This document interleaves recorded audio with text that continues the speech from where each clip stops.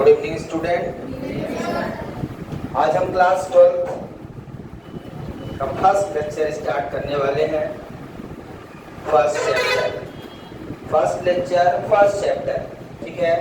तो आप सभी को सबसे पहले क्लास 12 फिजिक्स में विजन क्लासेस में स्वागत है, ठीक है। और आज फर्स्ट चैप्टर से हम शुरुआत करेंगे और आपको बेसिक कॉन्सेप्ट के साथ पूरी फिजिक्स की स्टडी करनी है। फिजिक्स क्या है ये हमने आपको 11th में सिखाया था। अब उसी को आगे बढ़ाते हुए 12th में हम पहुंच चुके हैं, ठीक है। तो आज हम क्लास 12 फिजिक्स का चैप्टर नंबर 1 स्टार्ट करेंगे। चैप्टर 1।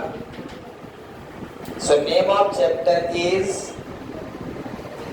चैप्टर का नाम क्या भैया? Electric charges and electric field. सभी लोग हेडिंग लगाएंगे, सुंदर सी हेडिंग। सुंदर सी हेडिंग का मतलब सही लिखेंगे, गलत नहीं। अब यहाँ क्रीम पाउडर थोड़ी कोई लगाएगा। तो electric charges and electric field की शुरुआत कर रहे हैं। ये चैप्टर बहुत इंपॉर्टेंट है आपके लिए। यदि चैप्टर आपको आता है तो 12th में 95% का सिलेबस इसी चार्ज पे बेस्ड है। कितना? 95%। तो electric charges and electric field की स्टडी इस चैप्टर में हमें करना है। तो हमें ये जानना होगा कि व्हाट इज चार्ज, चार्ज क्या होता है, इलेक्ट्रिक फील्ड क्या होती है। धीरे धीरे स्टेप बाय स्टेप समझने का प्रयास करेंगे। तो सबसे पहले एक हेडिंग लगाएंगे हम लोग। इस हेडिंग का नाम है इलेक्ट्रोस्टैटिक। यहीं से शुरुआत है। इलेक्ट्रोस्टैटिक एक फिजिक्स की ब्रांच है। क्या है? ब्रांच है।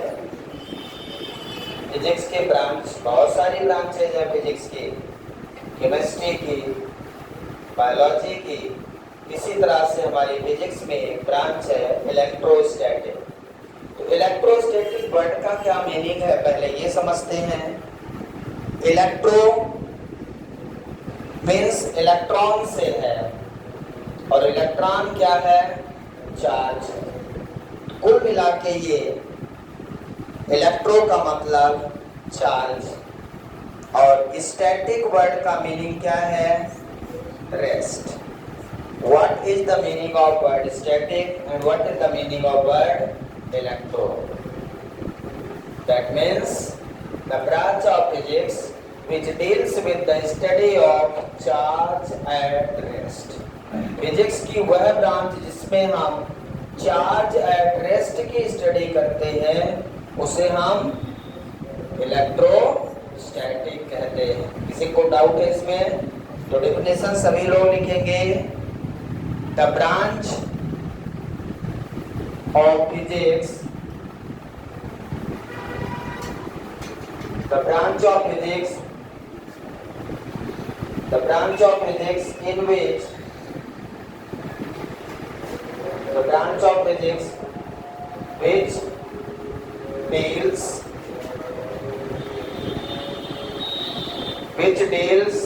with the study of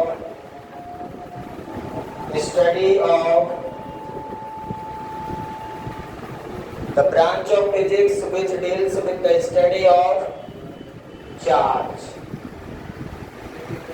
at rest is called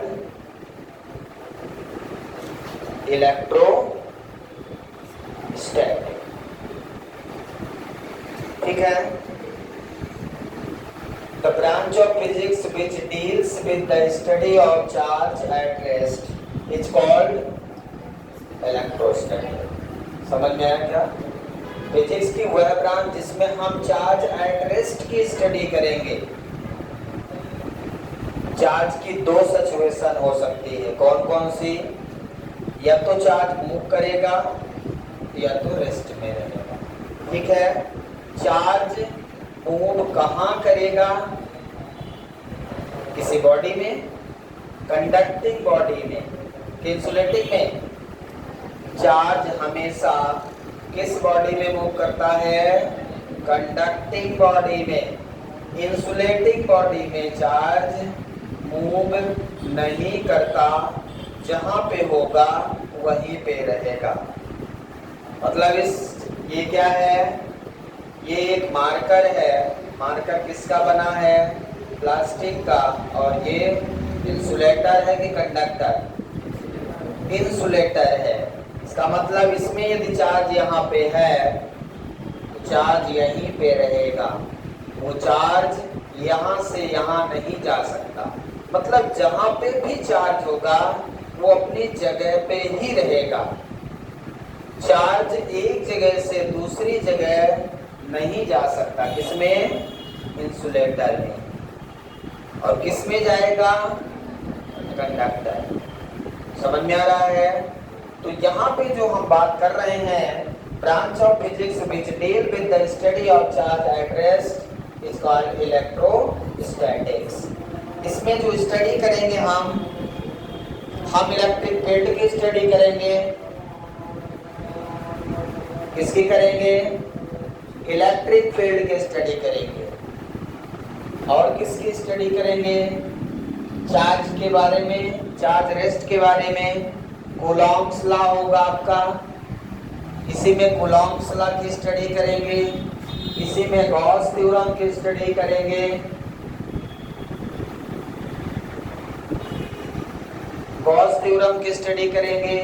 इसी में कैपेसिटर की स्टडी करेंगे।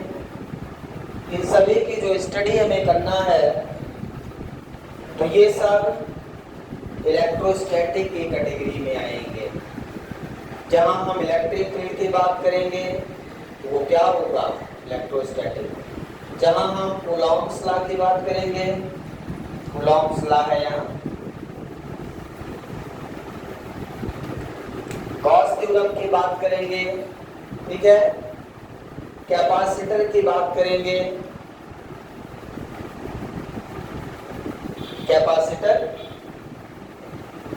ठीक है ना, इसी है।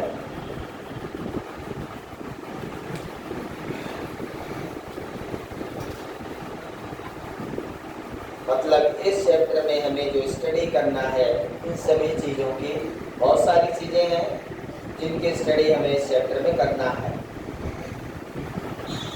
इसके बाद फिजिक्स के दूसरी ब्रांच आती है जिसे हम इलेक्ट्रोडायनेमिक्स कहते हैं। क्या बोलते हैं? इलेक्ट्रोडायनेमिक्स।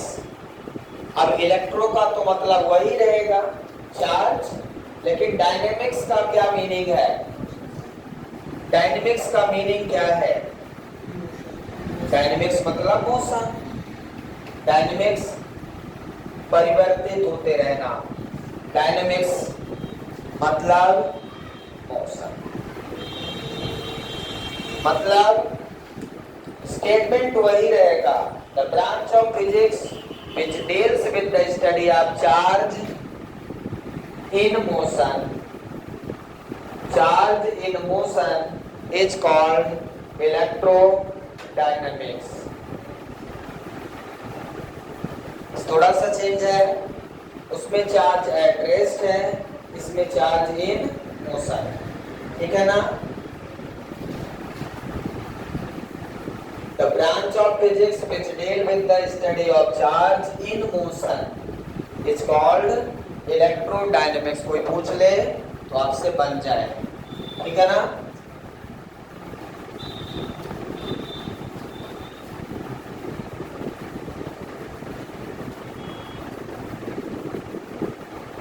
सभी लोग बढ़िया कॉपी बना लेंगे, यहीं पे लिखते जाएंगे, घर में नहीं लिखना है। पूरा वर्क यहीं पे कंप्लीट करना है आपको।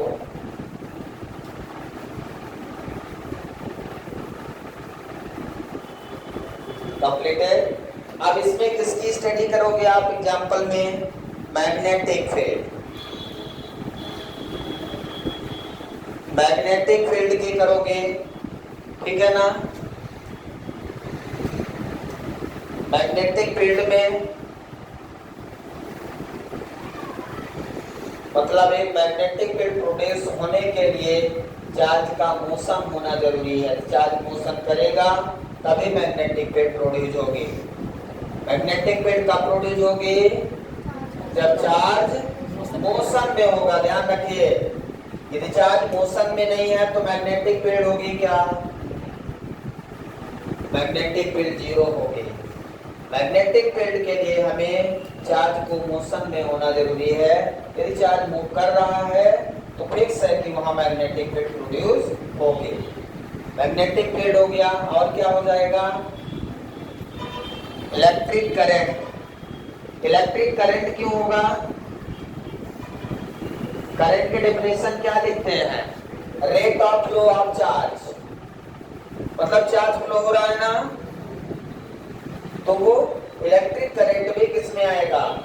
इलेक्ट्रोडायनेमिक्स में आएगा।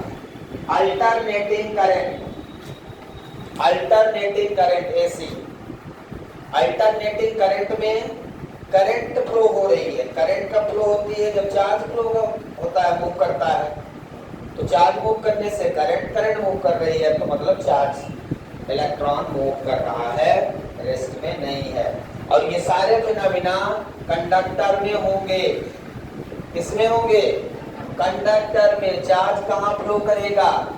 कंडक्टर में फ्लो करेगा। ध्यान रखिए, चार्ज कभी इंसुलेटर में फ्लो नहीं करता। चार्ज, यदि मैं कह रहा हूं कि चार्ज फ्लो हो रहा है, तो कहां फ्लो हो रहा है? कंडक्टर। ये आपको ध्यान रखना है। आप ना सोचें कि ऐसा तो नहीं कि हवा में उड़ रहा है क्या चार्ज? हवा में नहीं उड़ेगा। जब भी चार्ज फ्लो होगा, कंडक्टर, कंडक्टर मतलब वायर। जैसे यहाँ पे कॉपर वायर लगा हुआ है। कौन सा वायर लगा है? Copper wire. तो चार्ज फ्लो हो रहा है तो फैन चल रहा है, लाइट जल रही है। चार्ज में जो फ्लो हो रहा है वो क्या फ्लो हो रहा है? यदि मैं कहूं कि चार्ज फ्लो हो रहा है, इलेक्ट्रॉन फ्लो हो रहा है कि प्रोटॉन? इलेक्ट्रॉन फ्लो हो रहा है, ठीक है ना। यहाँ तक किसी को कोई डाउट है? हमने क्या डिस्कस किया? इलेक्ट्रोस्टैटिक और electrodynamics. Electrostatic is the branch of physics which deal with the study of charge at rest. Electrodynamics, the branch of physics which deal with the study of charge in motion. Clear है सभी को? मतलब charge की दो situation है। पहले charge rest में रहेगा तो उसके अलग क्राइटेरिया होगी, अलग अलग इफेक्ट्स होंगे, अलग अलग फिनोमेना होंगे, अलग अलग चीजें हम डिस्कस करेंगे, जिनकी स्टडी करेंगे। और यदि चार्ज मोशन में है तो कुछ अलग फिनोमेना होगा, उन्हीं की स्टडी हमें करनी है। जब चार्ज मोशन में है तब क्या होगा। और इलेक्ट्रिक फील्ड, मैग्नेटिक फील्ड में बहुत ज़्यादा सिमिलरिटीज होंगी और डिसिमिलरिटी भी होंगी। सिमिलरिटी और डिसिमिलरिटी क्या क्या होंगी, ये हमें डिटेल में डिस्कस करना है। और यही पूरा सिलेबस 12th का 80% सिलेबस इन्हीं दो ब्रांच पे है। 12th क्लास का 80% सिलेबस इलेक्ट्रोस्टैटिक और इलेक्ट्रोडायनेमिक्स पे है। समझ गए क्या मैं बोल रहा हूँ? कितने परसेंट? 80%। ये दो ब्रांच, इलेक्ट्रोस्टैटिक और इलेक्ट्रोडायनेमिक्स, दो ब्रांच मिलकर आपके 12th के सिलेबस का 80% सिलेबस कंप्लीट करेगा। और जो बचा हुआ है वो फिर कुछ दूसरी ब्रांच आएगी, ऑप्टिक्स ब्रांच आएगी। कौन सी? ऑप्टिक्स ब्रांच आएगी। सेमीकंडक्टर अलग है, एटम एंड न्यूक्लियाई है, सारी चीजें इस चैप्टर में होंगी। तो चार्ज की दो सिचुएशन आपने पढ़ा, एक चार्ज रेस्ट, दूसरा चार्ज मोशन। अब यहाँ पे इंपॉर्टेंट नोट लिखेंगे। नोट फर्स्ट क्या है? A stationary charge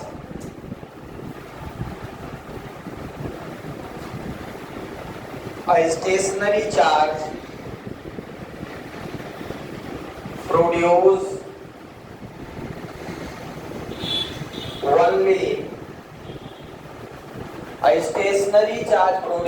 only electric field. कौन सी फील्ड भाई? Electric field. A stationary charge produce only electric field। क्या समझ में आ रहा है? एक यदि चार्ज स्टेशनरी है, रेस्ट में है, तो वो हमेशा कौन सी फील्ड प्रोड्यूस करेगा? Electric field. आपसे कोई पूछ ले कि if charge is stationary then it produces dash dash only electric field। यदि चार्ज रेस्ट में है तो कौन सी फील्ड प्रोड्यूस करेगा? ओनली इलेक्ट्रिक फील्ड, याद रखना है। और मैग्नेटिक फील्ड क्या होगी? मैग्नेटिक फील्ड के लिए चार्ज का मोशन होना जरूरी है। तो यहाँ मैग्नेटिक फील्ड कितनी है? स्टेशनरी चार्ज है तो मैग्नेटिक फील्ड कितनी है? 0। समझ में आया क्या? नोट सेकेंड क्या है? A moving charge produced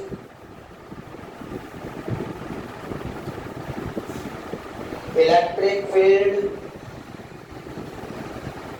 moving charge produce magnetic field,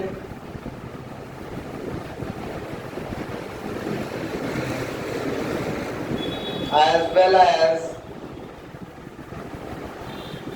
electric field।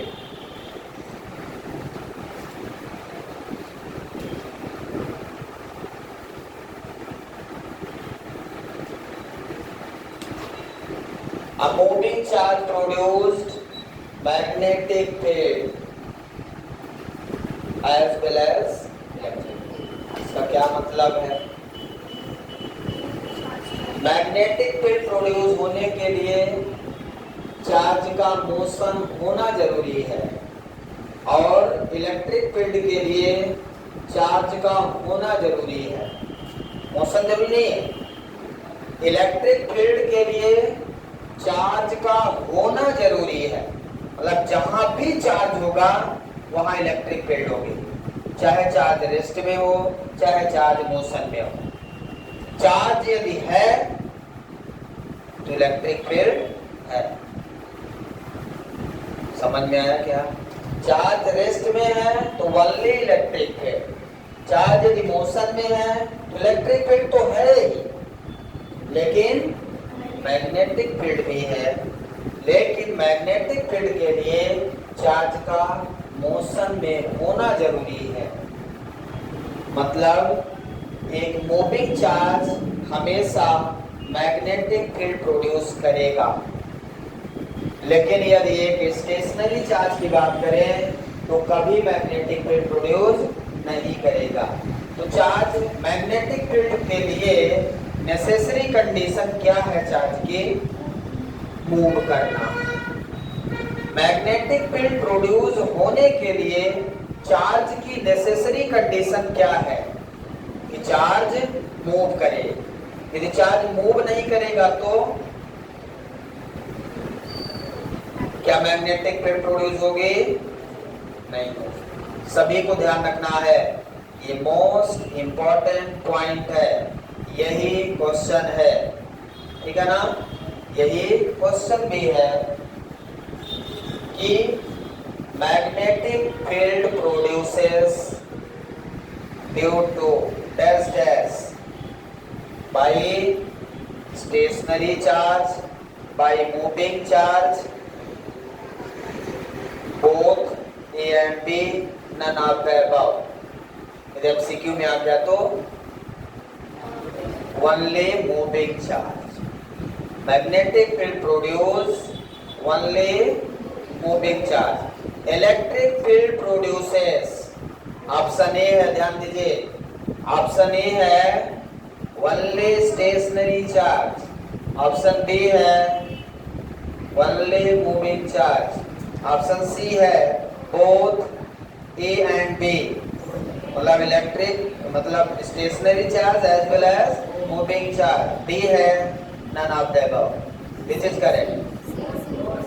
Both electric field produces, both C answer, both charge at rest, either charge at rest और चार्ज इन मोशन। चार्ज चाहे rest में हो चाहे charge motion में हो, वो हमेशा electric field produce करेगा। क्लियर है सभी को?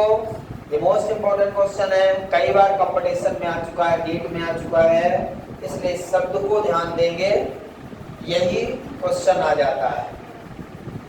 क्लियर है? Moving charge produce,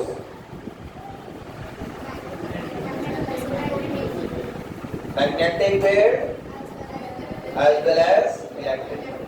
Stationary charge produce, question बदल देगा, क्या क्वेश्चन बदल देगा? A moving charge produces only electric field, only magnetic field, both, none of the above. Moving charge produces, यही वाला बोला हूं ना?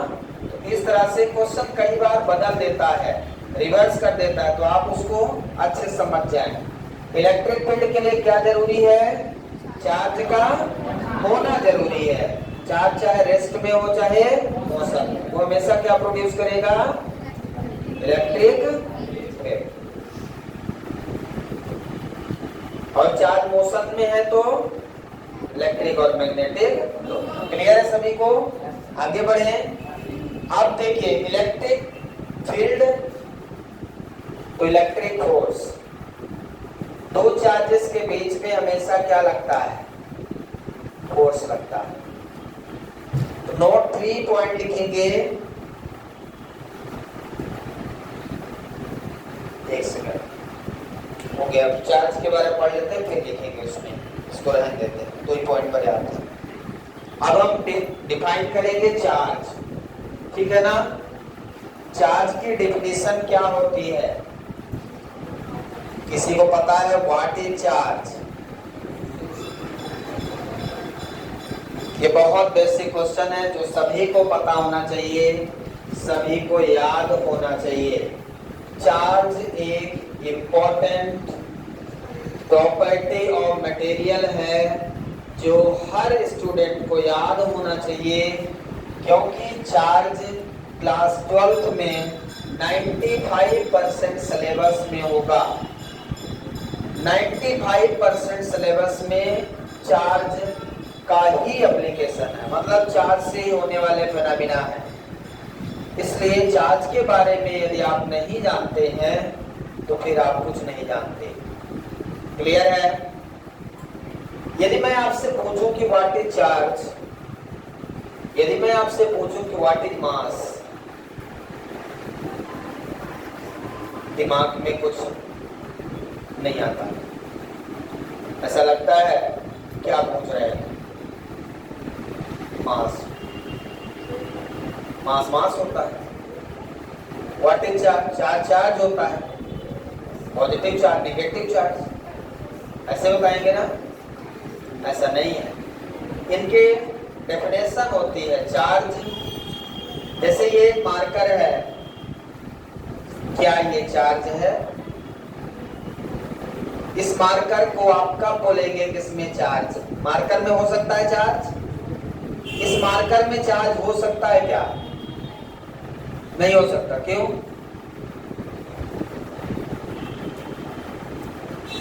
इस मार्कर में चार्ज हो सकता है कि नहीं? हो सकता है। ये इंसुलेटर है, जब हम इसको रब करेंगे बाय फ्रिक्शन इसमें चार्ज होगा, लेकिन चार्ज जहां पे आएगा, जहां पे होगा वहीं पे रहेगा। कंडक्टर और इंसुलेटर में बस इतना डिफरेंस है कि इसमें जो चार्ज होगा वो रेस्ट में रहेगा और कंडक्टर में जो चार्ज होगा मोशन में रहेगा, लेकिन चार्ज दोनों में रहेंगे।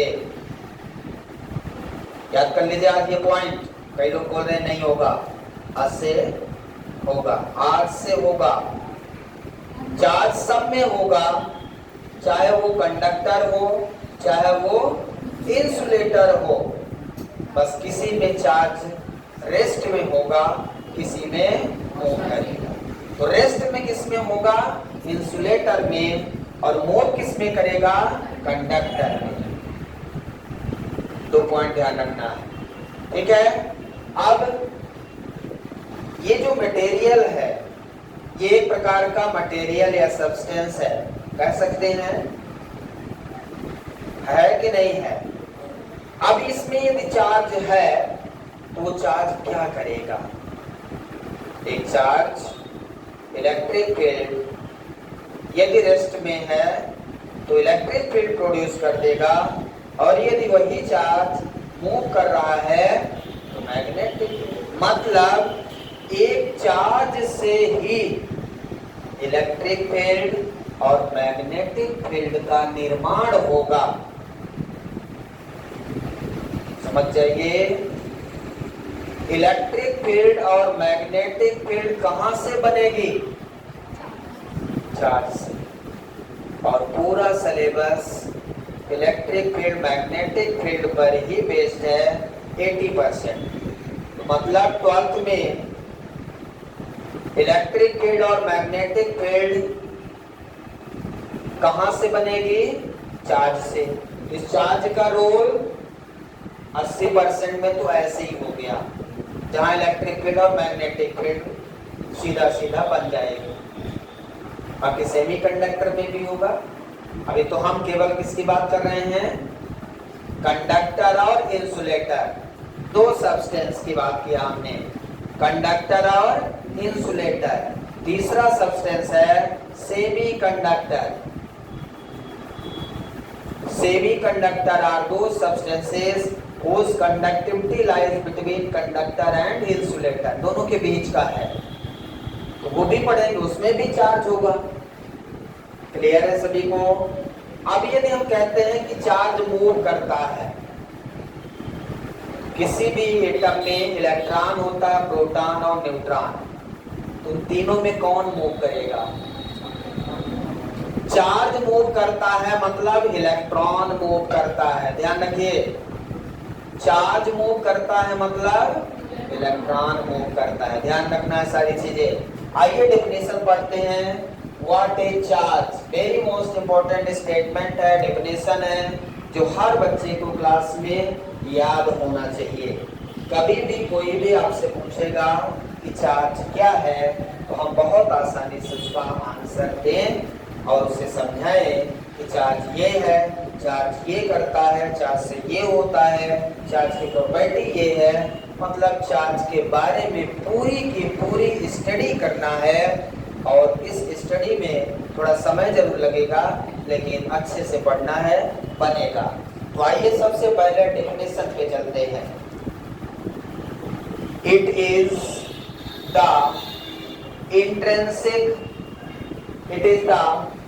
Intrinsic property. ये क्या है? Intrinsic property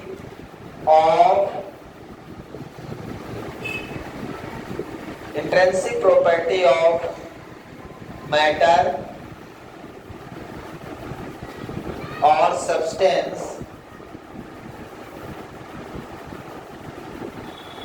intrinsic property of matter or substance which create electric and magnetic field। ये क्या लिख दिया आपने?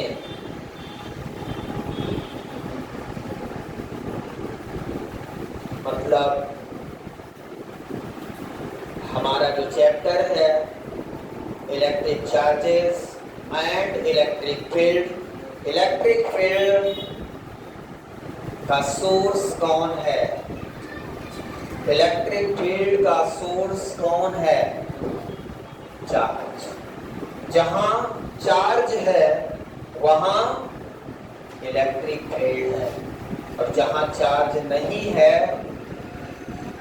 वहां इलेक्ट्रिक फील्ड है क्या? नहीं है। मतलब इलेक्ट्रिक फील्ड के लिए चार्ज का होना जरूरी है। यदि चार्ज है तो इलेक्ट्रिक फील्ड। समझ पा रहे हैं? तो यदि हम कहीं भी इलेक्ट्रिक फील्ड की स्टडी कर रहे हैं तो इसका मतलब आपके दिमाग में ये आना चाहिए कि वहां चार्ज है। बिना चार्ज का इलेक्ट्रिक फील्ड नहीं होगा। जहां भी इलेक्ट्रिक फील्ड की बात करेंगे तो वहां क्या होगा? इलेक्ट्रिक फील्ड का सोर्स कौन होगा? चार्ज होगा। अब एज वेल एज मैग्नेटिक, ये चार्ज क्या क्रिएट करता है? Electric field. और तो यदि चार्ज है तो इलेक्ट्रिक फील्ड, लेकिन चार्ज यदि मोशन में है तब जाकर मैग्नेटिक फील्ड है। चार्ज यदि रेस्ट में है तब इलेक्ट्रिक फील्ड है, ऊपर बता चुके हैं। और चार्ज यदि मोशन में है तो मैग्नेटिक फील्ड भी उसमें ऐड हो जाएगी। किसमें? इलेक्ट्रिक फील्ड में। तब दोनों फील्ड हो जाएंगे। सभी को समझ में आ रहा है? मतलब इलेक्ट्रिक फील्ड और मैग्नेटिक फील्ड के लिए चार्ज का होना जरूरी है। Is it clear? चार्ज का होना नेसेसरी है। मतलब बिना चार्ज का ना तो इलेक्ट्रिक फील्ड होगी ना तो मैग्नेटिक फील्ड। सभी को क्लियर है? मोस्ट इंपॉर्टेंट टॉपिक है कि नहीं? मतलब अब जो हमारा सिलेबस चलेगा आगे 3-4 महीने, उसमें ये इलेक्ट्रोस्टैटिक और इलेक्ट्रोडायनेमिक्स ही चलता रहेगा। मतलब चार्ज रेस्ट और चार्ज इन मोशन की ही बात होती रहेगी। और कितनी सारी चीजें हम पढ़ेंगे। फील्ड कितनी होगी, इलेक्ट्रिक फील्ड कितनी होगी, मैग्नेटिक फील्ड कितनी होगी, कहाँ पे होगी, ये सारी चीज फाइंड करना है। ये तो शुरुआत है। क्लियर है? सभी को डेफिनेशन क्लियर है? अब चार्ज, दो चार्जेज यदि कहीं रखे हो तो वो क्या कर सकते हैं? स्टेशनरी में हम दो चार्ज रख दें तो वो क्या करेंगे? चार्ज से कोई फायदा आपको, कोई नुकसान, ये सब जानना जरूरी है। 2 पॉइंट चार्जेस कहीं पे प्लेस्ड हैं वर्स में तो वो हमेशा एक दूसरे पे फोर्स लगाएंगे। क्या लगाएंगे? फोर्स। ठीक है ना? तो यहां पे लिखेंगे 2 पॉइंट चार्जेस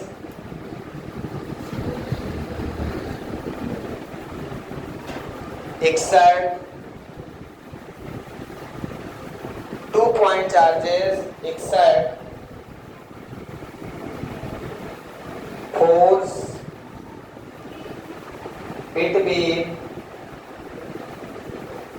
them.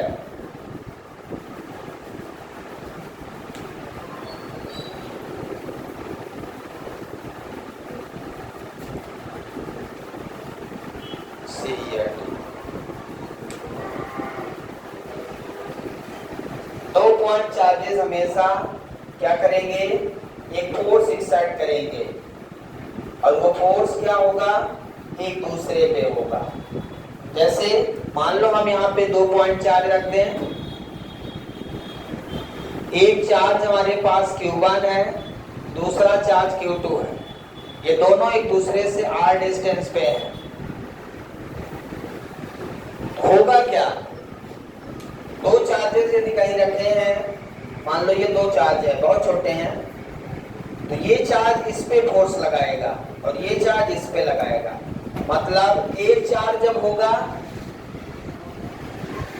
तो अपना फोर्स लगाता रहेगा लेकिन पता नहीं चलेगा, लेकिन जब दो चार्ज होंगे तो पता चलेगा। जैसे एक मैग्नेट आप हाथ में रख लें तो क्या कुछ पता चलता है कि कौन फोर्स लगा रहा है कौन नहीं लगा रहा, लेकिन एक दूसरा मैग्नेट जब उसके पास लाएं तो कैसा लगता है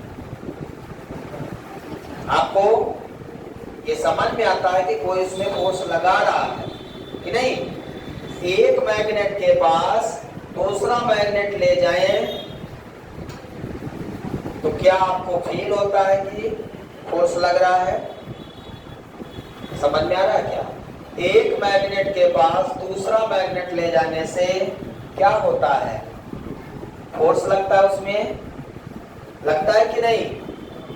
इसी तरह एक चार्ज के पास दूसरा चार्ज जब जाता है तो उसमें क्या लगता है, फोर्स लगता है, फोर्स ऑफ अट्रैक्शन या फोर्स ऑफ रिपल्सन, या तो वो खींचेगा या तो रिपेल करेगा, ठीक है ना।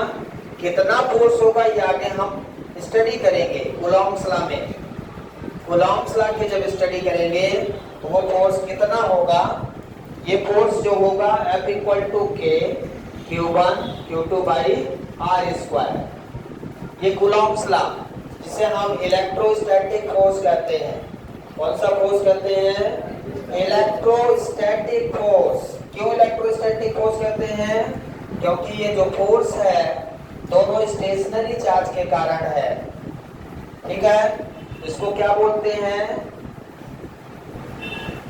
Electrostatic force.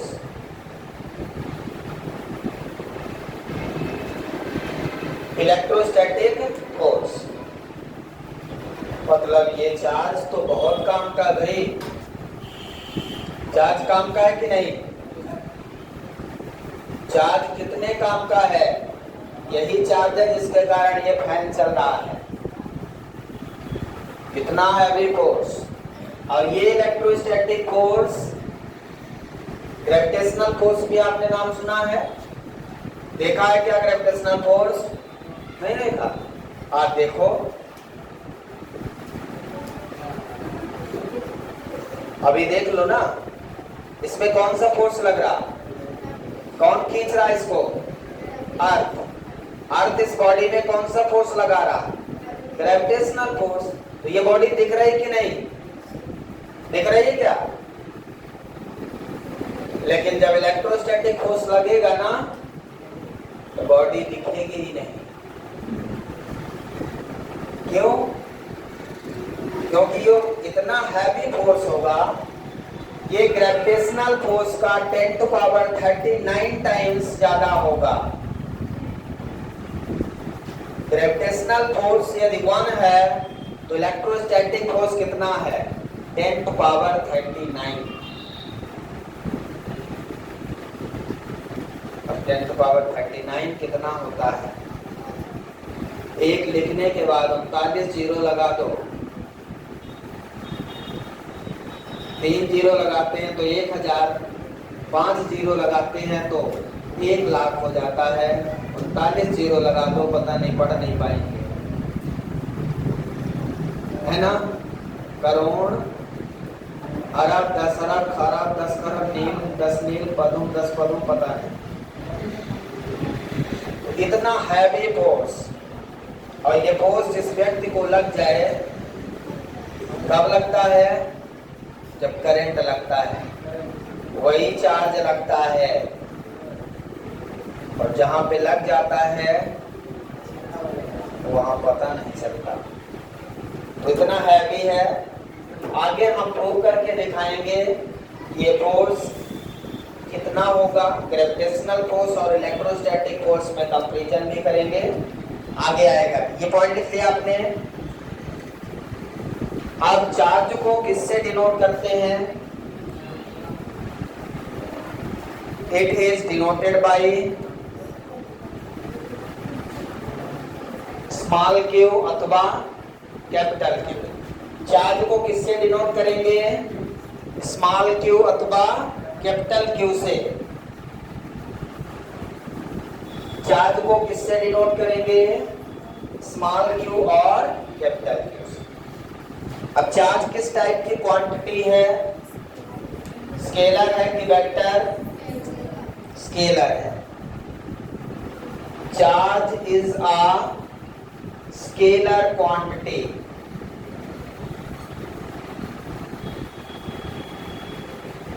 चार्ज किस प्रकार की क्वांटिटी है?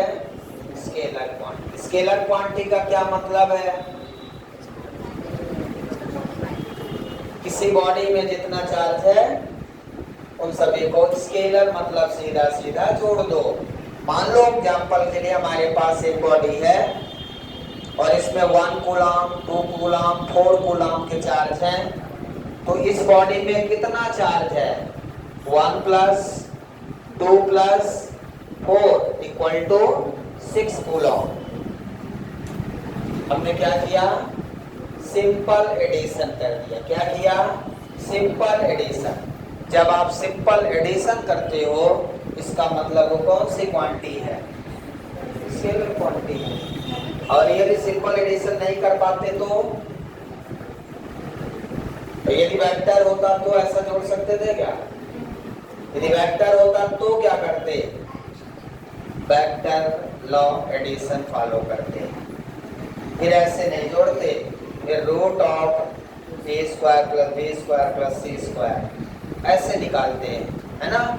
11th में पढ़ा है सर। 11th की बात मत करिए, अब 12th में आ गए। 11th बोलते रहते हैं, डराते रहते हैं, कुछ पढ़े नहीं 11th में। मत बोलिए, 12th में पढ़ेंगे अच्छे से। अब 12th भी नहीं पढ़े सब खत्म हो जाएगा। ठीक है, तो पहला पॉइंट क्या है? क्यू से डिनोट करते हैं। दूसरा चार्ज है स्केलर क्वांटिटी। 2 मिनट और जल्दी से। चार्ज की यूनिट क्या है?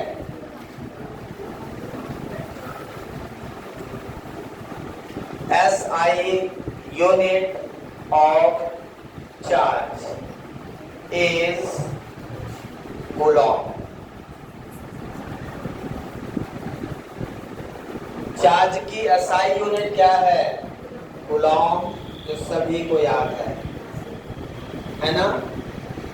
चार्ज की SI यूनिट क्या है? कूलॉम। कूलॉम साइंटिस्ट का नाम है, जिस कारण से ये से कैपिटल लेटर में रहेगा हमेशा।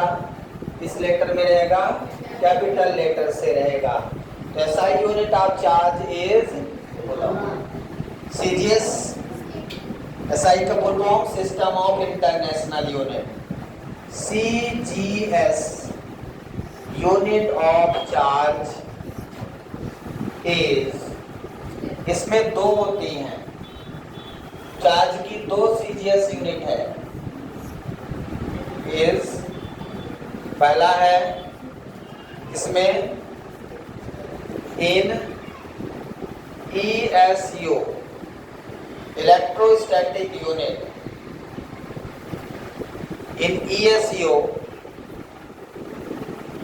Stat Coulomb.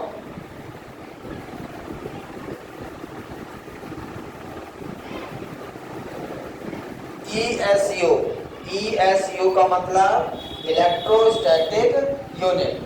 ESU का मतलब क्या है? Electrostatic unit. इसका मतलब क्या है? चार्ज की SI unit coulomb, CGS unit stat coulomb कहाँ यूज करेंगे? इलेक्ट्रोस्टैटिक में। फिजिक्स की 2 ब्रांच अभी हमने आपको पढ़ाया, कौन कौन सी? इलेक्ट्रोस्टैटिक और इलेक्ट्रोडायनामिक्स। डायनामिक्स मतलब मैग्नेटिक फील्ड, स्टैटिक मतलब इलेक्ट्रिक फील्ड। तो जब भी इलेक्ट्रिक फील्ड की बात आएगी वहां हर जगह SI unit coulomb, CGS unit stat coulomb. Clear है सभी को? और दूसरी यूनिट क्या है? इन EMU। EMU का मतलब इलेक्ट्रोमैग्नेटिक यूनिट। Electromagnetic unit. इसको बोलते हैं एब कूलम। इन दोनों में रिलेशन क्या होता है? 1 coulomb equal to 3 into 10 to power 9 stat coulomb. ये ऊपर वाले में लिखेंगे, फर्स्ट वाले में 1 कूलम इक्वल टू कितना? 3 into 10 to power 9 stat coulomb. यदि इलेक्ट्रिक फील्ड की बात करते हैं तो कूलम और स्टैट कूलम यूज करना है। दोनों में रिलेशन क्या है? 1 coulomb equal to 3 into 10 power 9 stat. जैसे आप लोग लिखते हो ना 1 मीटर इक्वल टू 100 सेंटीमीटर, लिखते हैं कि नहीं? एसआई और सीजीएस में रिलेशन। उसी तरह यहाँ पे भी कूलम और स्टैट कूलम में रिलेशन, इसी तरह कूलम और एब कूलम में भी रिलेशन होगा कि नहीं? तो 1 एब कूलम इक्वल टू 1 एब coulomb equal to 10 coulomb.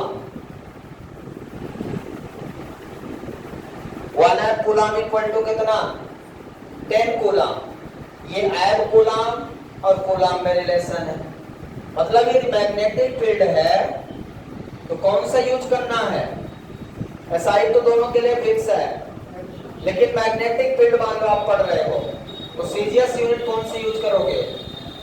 Ab coulomb use करना। ध्यान रखिए, यदि आप इलेक्ट्रिक फील्ड पढ़ रहे हो तो CGS unit stat coulomb use करना है, और यदि आप मैग्नेटिक फील्ड पढ़ रहे हो तो सीजीएस यूनिट एब कूलम याद रखना है। एसआई कॉमन है। अब यहाँ कितना हो गया? तो 1 एब कूलम इक्वल टू 10 कूलम और 1 coulomb equal to how much stat coulomb. तो यदि इसमें 10 का गुणा कर दें तो स्टैट कूलम में भी रिलेशन आ जाएगा। कितना हो जाएगा? 3 into 10 to power 10। 10 का मल्टीप्लाई तो 9 की जगह पावर कितना हो गया? 10, और क्या बन जाएगा? Stat coulomb. So this is the most important relation। अब पेपर में कभी पूछ लेता है 1 stat coulomb equal to how much ab coulomb, तो आप डिवाइड करके देख लीजिए। 1 stat coulomb equal to how much coulomb, 1/3 into 10 power 9 हो जाएगा। मतलब आपको आपस में ट्रांसफर करना सीखना है। ये समझ में आया क्या? आ गया? एक और यूनिट बची है बस। कितनी यूनिट हमने पढ़ा चार्ज की? कूलम 1, स्टैट कूलम 2, एब कूलम 3। 2 जो पढ़ा वो सीजीएस में है। एक और यूज होती है जो केमिस्ट्री में, फिजिक्स में तो एक आध चैप्टर में कहीं यूज होगी, लेकिन फिजिक्स में कौन सी यूनिट है वो? 1 फैराडे इक्वल टू 96,500 कूलम। जो केमिस्ट्री में यूज होगी सबसे ज्यादा 1 faraday equal to 96,500 coulomb. So there are 4 unit of charge। कितनी यूनिट हो गई चार्ज की? 4 unit. Coulomb, stat coulomb, ab coulomb और फैराडे। सभी में रिलेशन है। ये सभी अच्छे से आप स्टडी करेंगे। इसके आगे हम कल डिस्कस करेंगे। Thank you, have a nice day.